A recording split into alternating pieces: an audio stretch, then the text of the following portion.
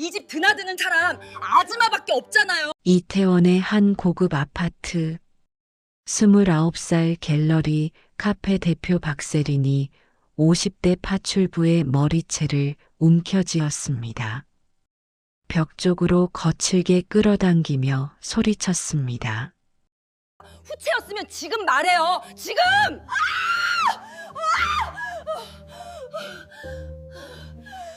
훔쳤으면 지금 말해요. 지금 진주 목걸이가 없어졌다는 이유였습니다. 가방을 뒤지고 주머니를 검사하고 신발까지 확인했습니다. 파출부는 아무 말 없이 폭력을 견뎌냈습니다. 하지만 이 여성의 진짜 정체는 한백그룹 강민서 회장이었습니다. 예비 며느리의 본성을 확인하기 위해 스스로 파출부로 위장한 것입니다. 그리고 이제 그녀는 확신했습니다. 박세린이 어떤 사람인지, 대체 무슨 일이 있었던 걸까요? 이 충격적인 반전의 전체 이야기가 궁금하시다면 잠시만 구독 버튼을 눌러주세요. 약자 앞에서 드러나는 진짜 얼굴의 이야기를 매일 전해드립니다. 알림 설정까지 해두시면 새로운 이야기를 놓치지 않으실 거예요. 그럼 시간을 2주 전으로 되돌려 보겠습니다. 한백그룹 본사 회장실. 강민서는 창밖을 보고 있었습니다. 30년간 이 자리를 지켰습니다. 작은 사업체를 키워 지금의 그룹을 만들었습니다. 노크 소리. 아들 강태준이 들어왔습니다. 32살 그룹 전략 기획실장. 오늘은 표정이 밝았습니다. 어머니, 소개하고 싶은 사람이 있어요. 옆에 여성이 섰습니다. 29쯤 되어 보이는 박세린. 베이지 코트에 진주 귀걸이. 차분한 미소였습니다. 안녕하세요, 회장님. 박세린입니다. 태준이 말했습니다. 이태원에서 갤러리 카페 운영해요. SNS 팔로워 60만 명이고 예술 작품 후원하고 문화 행사도 여는 분이에요. 민서는 세린을 살폈습니다. 겉으로는 완벽했습니다. 하지만 민서는 알고 있었습니다. 사람은 겉모습만으로 판단할 수 없다는 것을. 1시간 뒤 두 사람이 나가자 민서는 김비서를 불렀습니다. 박세린 조사하세요. 이틀 뒤 김비서가 서류를 가져왔습니다. 갤러리 카페 3년째 운영 중. 매출 안정적입니다. SNS 팔로워 60만, 문화재단 기부 내역 있습니다. 범죄 기록 없고 신용도 문제 없습니다. 민서는 서류를 덮었습니다. 김비서, 제 말 기억하시죠? 사람은 약자 앞에서 어떻게 행동하는지 봐야 진짜라고. 네. 서류로는 알 수 없어요. 제가 직접 들어가겠습니다. 네. 파출부로 위장해서 박세린 집에 들어갈 겁니다. 2주 동안 약자 앞에서 어떻게 행동하는지 직접 보겠어요. 김비서는 놀랐지만 반대하지 않았습니다. 민서가 한번 결심하면 막을 수 없다는 걸 알았습니다. 사흘 뒤 민서는 거울 앞에 섰습니다. 낡은 파출부 유니폼, 단순하게 묶은 머리, 최소한의 화장. 명품 시계 대신 1,000원짜리 플라스틱 시계. 싸구려 가방. 김비서가 서류를 건넸습니다. 파출부 소개소에 55세 강민서로 등록했습니다. 일주일에 4번, 오전 10시부터 오후 4시까지입니다. 아들은요? 말씀 안 드렸습니다. 잘했어요. 민서는 가방을 들었습니다. 회장실 문이 닫혔습니다. 이제 그녀는 단순한 50대 파출부였습니다. 박세린의 집으로 향했습니다.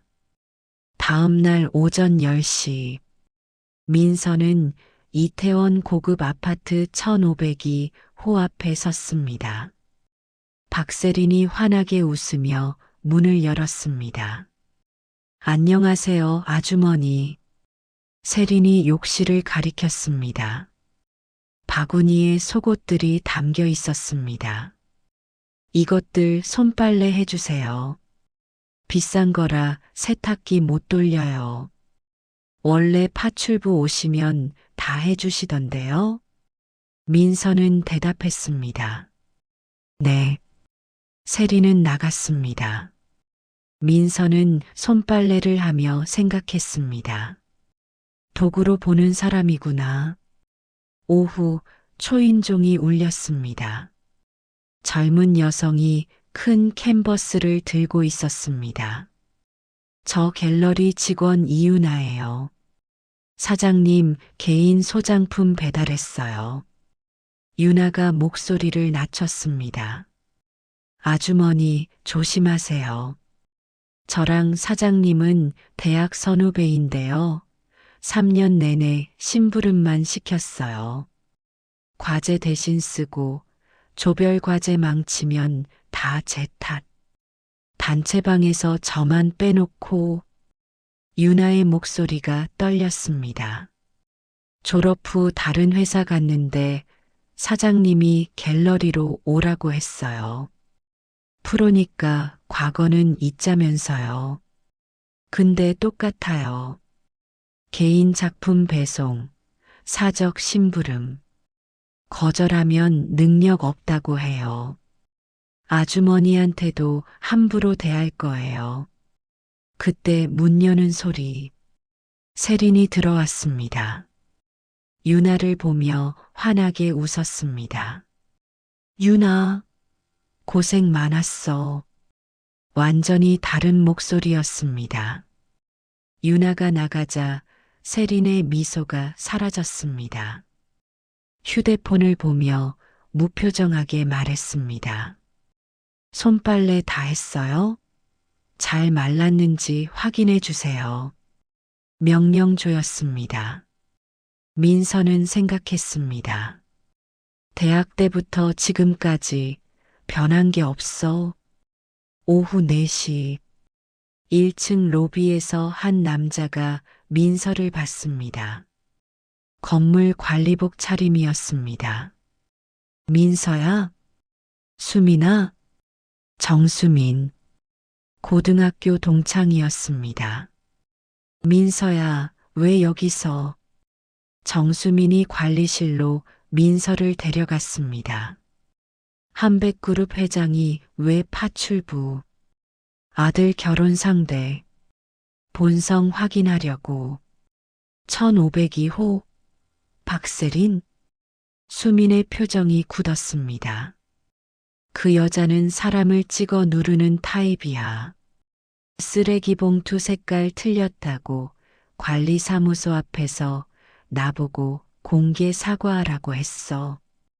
배달 기사 5분 늦었다고 이 건물 출입 금지라며 악성 리뷰까지 썼고, 집에서도 그래. 필요하면 현관 음성 기록 백업해 줄게. 이틀 뒤 세린의 집. 세린이 갤러리 직원에게 전화했습니다. 전시 준비 못 끝냈어? 머리 있으면 생각 좀 하라고. 제대로 하든가 그만두든가. 차갑게 끊고 태준 전화를 받았습니다.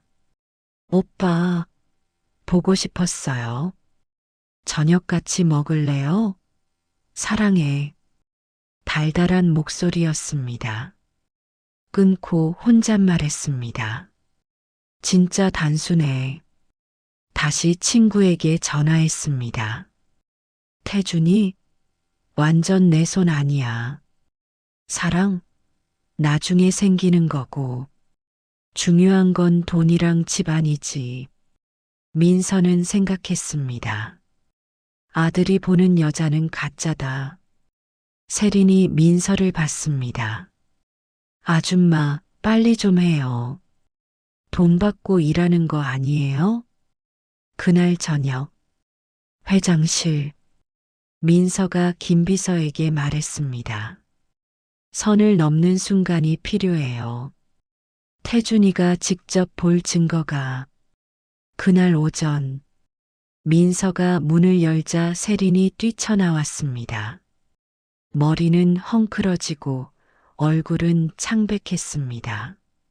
아줌마, 내 목걸이 못 봤어요? 진주 목걸이 못 봤습니다. 세린은 거실을 미친 듯이 뒤졌습니다. 쿠션을 던지고 서랍을 뒤엎고 화분을 들쳤습니다. 없어.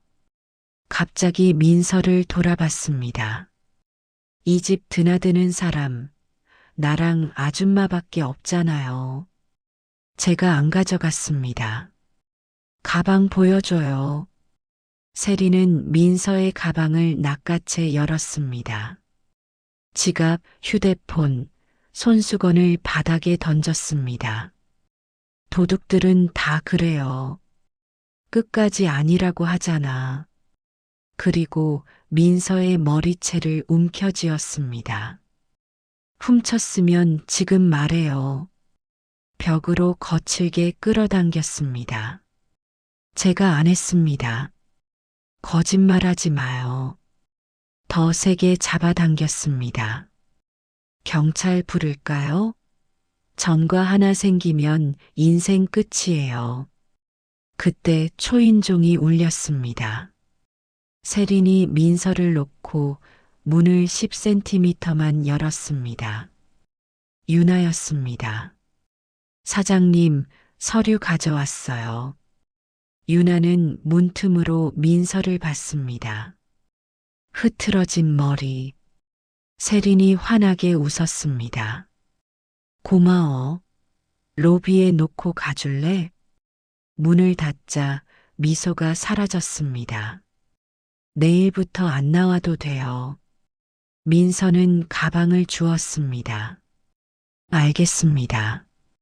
로비에서 정수민이 민서를 봤습니다. 민서야, 무슨 일이야? 수민아, 현관 CCTV 음성 기록 백업해줘. 지금 당장. 그날 저녁, 회장실, 민서가 김비서에게 말했습니다. 내일 저녁 8시, 한남동 한정식 레스토랑 송원. 박세린, 강태준, 그리고 나. 회장으로서. 알겠습니다. 이제 끝낼 시간이에요. 그날 밤, 강태준은 세린의 집에 들렀습니다. 저녁 약속이 있었습니다. 세린이 문을 열었습니다. 평소와 달리 긴장한 표정이었습니다. 오빠 들어와. 태준이 안으로 들어가려는데 유나가 떠올랐습니다. 동문회에서 봤던 후배. 세린 갤러리 직원. 며칠 전 유나에게서 온 메시지. 태준 오빠, 말씀드릴 게 있어요. 태준은 유나를 만났었습니다. 그녀가 털어놓은 이야기. 대학 때부터의 괴롭힘.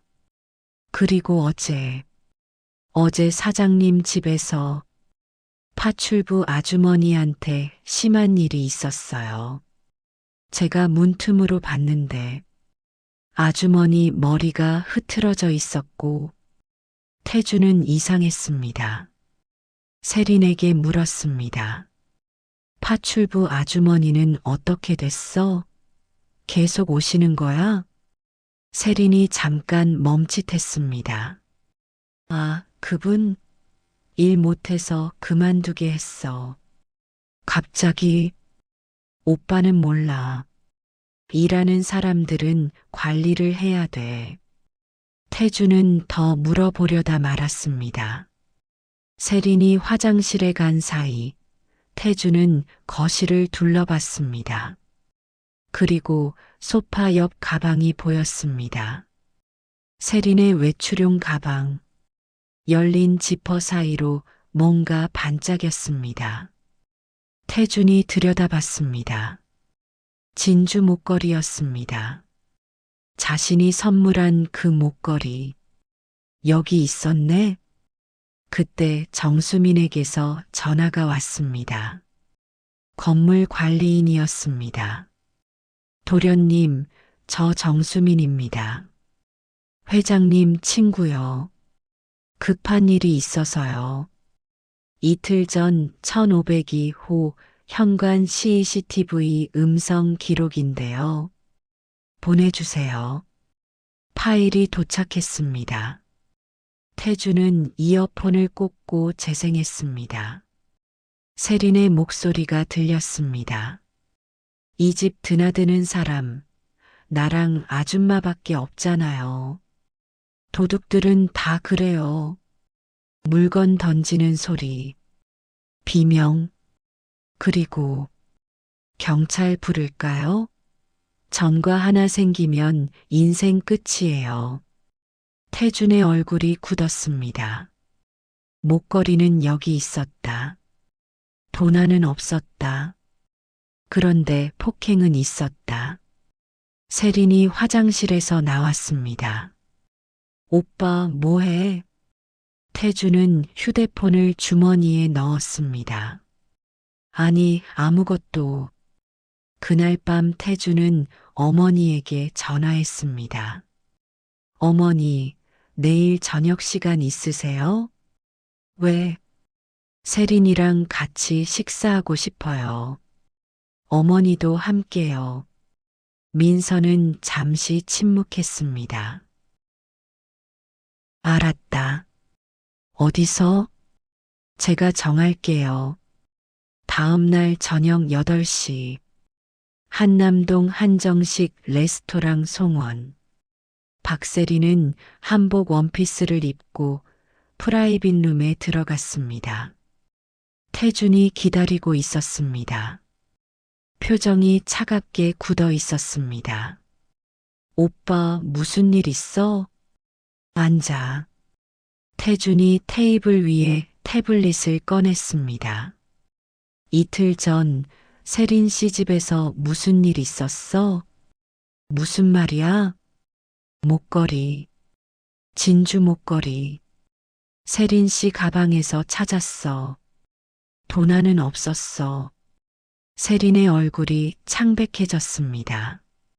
태준이 태블릿을 켰습니다. 음성이 재생됐습니다. 이 집 드나드는 사람, 나랑 아줌마밖에 없잖아요. 도둑들은 다 그래요. 비명소리. 경찰 부를까요? 전과 하나 생기면 인생 끝이에요. 현관 CCTV 기록이야. 태준이 테이블을 쳤습니다. 도난은 없었어. 그런데 왜 사람 머리채를 잡았어? 오빠, 그때 화가 나서 순간적으로 사람 머리채를 잡아 태준이 화면을 켰습니다. 유나가 나타났습니다. 세린이 놀랐습니다. 유나가 말했습니다. 사장님, 대학 때부터 3년 내내 심부름, 왕따, 폭언. 졸업하고도 똑같았죠. 이틀 전 아주머니 머리채 잡는 거 제가 봤어요. 태준이 화면을 끊었습니다. 대학 때부터 그랬구나. 약하다고 생각한 사람들한테. 오빠 오해야. 그때 문이 열렸습니다. 한복을 입은 여성이 들어왔습니다. 에메랄드 브로치가 빛났습니다. 이틀 전 머리채를 잡았던 그 파출부였습니다. 태준이 말했습니다. 제 어머니세요. 한백그룹 강민서 회장님. 세린의 얼굴에서 모든 색이 빠졌습니다. 민서가 자리에 앉았습니다. 세린을 똑바로 봤습니다. 우리 처음 만나는 거 맞나요? 난 2주 동안 당신 집 파출부였어요. 세린은 떨리는 목소리로 말했습니다. 몰랐어요. 회장님인 줄. 민서가 끊었습니다. 그게 문제예요. 회장인 줄 알았으면 안 그랬겠죠? 약자에겐 강하고 강자에겐 약한 사람. 태준이 말했습니다. 속옷 손빨래 시켰죠? 비싼 거라 파출부가 빨아야 한다고. 목걸이 없어졌다고 도둑 누명 씌우고 머리채 잡고 경찰 부르겠다고 협박했죠. 세린이 울먹였습니다. 화가 나서 순간적으로. 태준이 차갑게 말했습니다. 순간적으로? 유나한테는 대학 때부터 3년이었어요. 관리인 아저씨한테 공개 사과 요구한 건요? 배달 기사 출입 금지시킨 건요? 전부 순간적이었어요? 민서가 말했습니다. 내가 2주 동안 본 건 이거예요. 강한 사람 앞에선 웃고 약한 사람 앞에선 짓밟는 사람. 돈과 집안 때문에 결혼하려는 사람. 사랑은 나중에 생긴다고 친구한테 말하던 사람. 세린이 고개를 들었습니다. 그것까지 전부 들었어요. 태준이 일어섰습니다. 세린 씨, 결혼 못하겠어요. 그런 사람과는 못 살아요.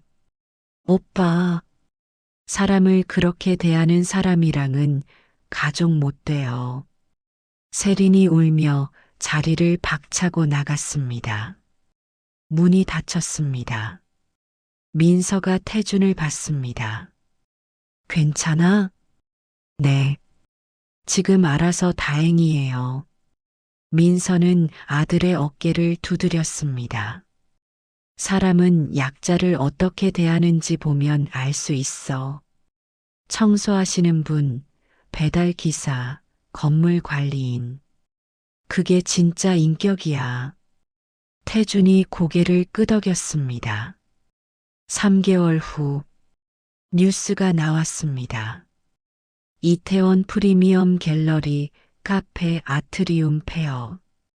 박세린 대표 직원 집단 퇴사로 운영 중단. 갤러리 직원들이 SNS에 글을 올렸습니다. 사적 심부름 강요, 언어폭력, 부당 지시. 천사 사장은 가짜였습니다. 대학 때부터 후배 괴롭혔던 분. 졸업 후에도 똑같았어요. 유나는 대기업 문화재단에 취직했습니다. 민서가 추천서를 써줬습니다. 어느 날 유나가 민서를 찾아왔습니다. 회장님, 감사합니다.